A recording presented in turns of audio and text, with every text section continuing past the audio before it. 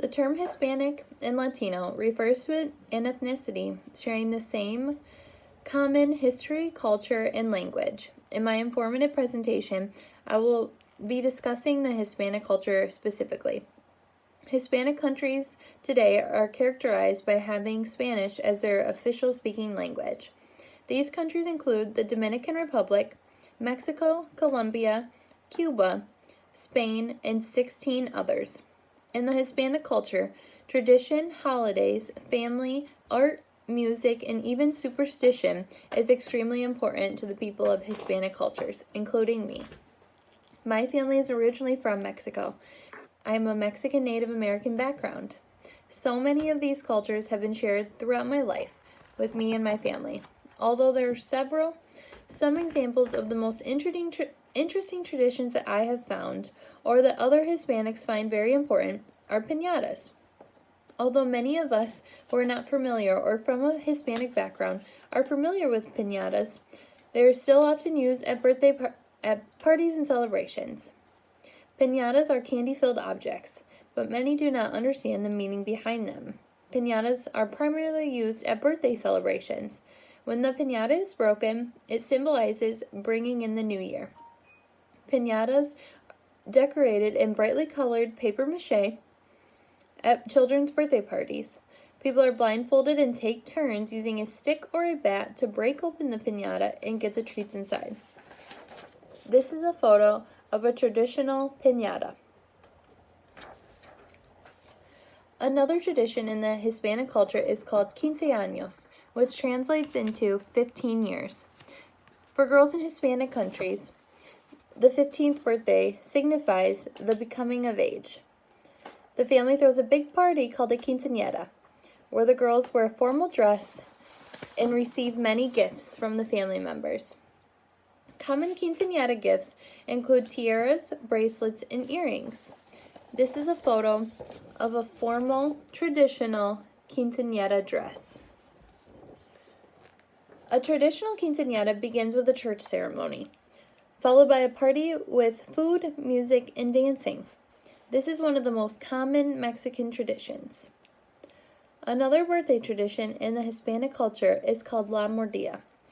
Friends and family sing La Mordida, and the birthday boy or birthday girl must take a bite of their cake without using their hands.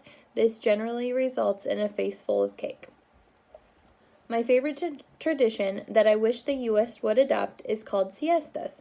A siesta, or an afternoon nap, takes place between the hours of 2 p.m. and 5 p.m. Siesta doesn't necessarily mean nap for everyone. Some people may take a long lunch or spend this time with their family. Mexican Independence Day, also known as Dia de la Independencia, is officially on September 16th, but begins the night before when the President of Mexico rings the bell at the National Palace in Mexico City and shouts, "Viva Mexico." This is one of the most widely celebrated Mexican traditions.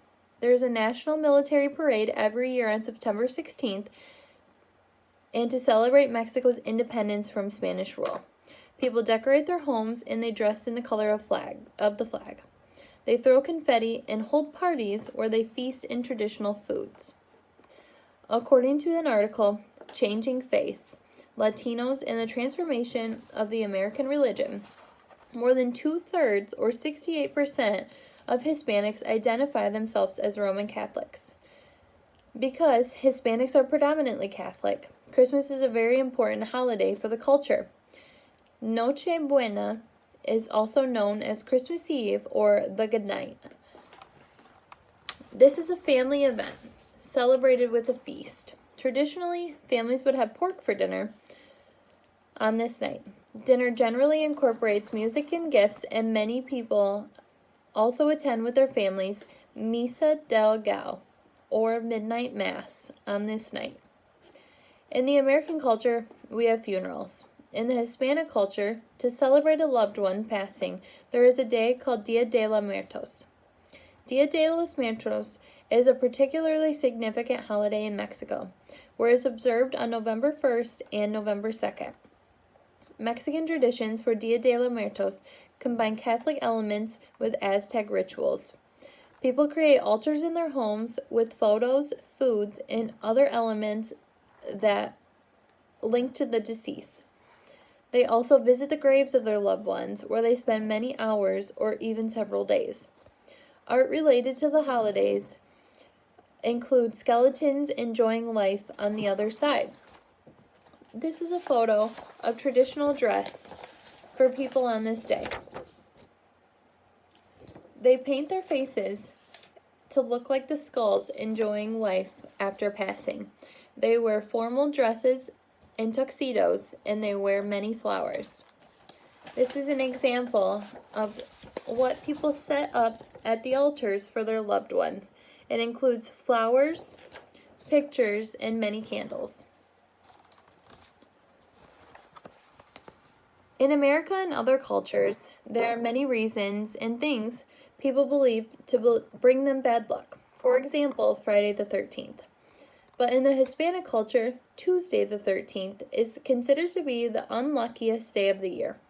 That is because Tuesday is said to be dominated by Ares, the Greek god of war, who gives his name to Martes.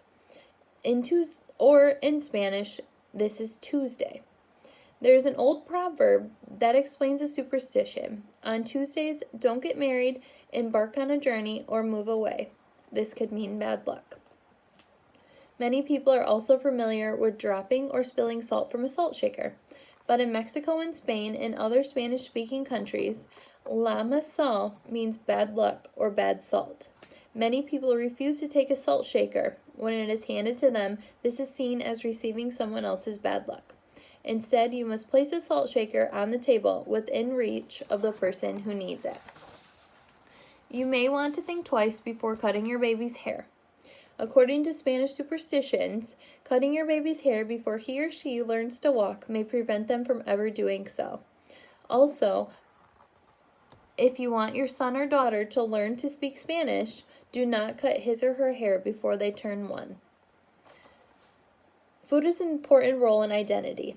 Many Hispanics find an overwhelming amount of joy, happiness, and pleasure in their lives just from food alone. Many families bond over spending time together while eating meals. You might have heard or come across a sign with the words Buen provecho at a restaurant. This is equivalent to enjoy your meal. Although its literal meaning is make the most of it, Spanish speakers always say this when sitting down at a table with someone who is about to eat. Aside from the homemade tortillas, guacamole, the rice, and the beans, another important food in the culture is called tamales. Tamales are a Latin American dish made of corn dough filled with meat and chilies, wrapped in corn husks or banana leaves. Although there are variations from country to country, this recipe is rooted in Aztec and Mayan civilizations. Hispanics tend to have large, close-knit families. It is not uncommon for 3 generations to live in the same household or very close nearby each other. Grandparents typically play an important role in their grandchildren's upbringing. Hispanic cultures instill in their children the importance of good manner, honor, and respect.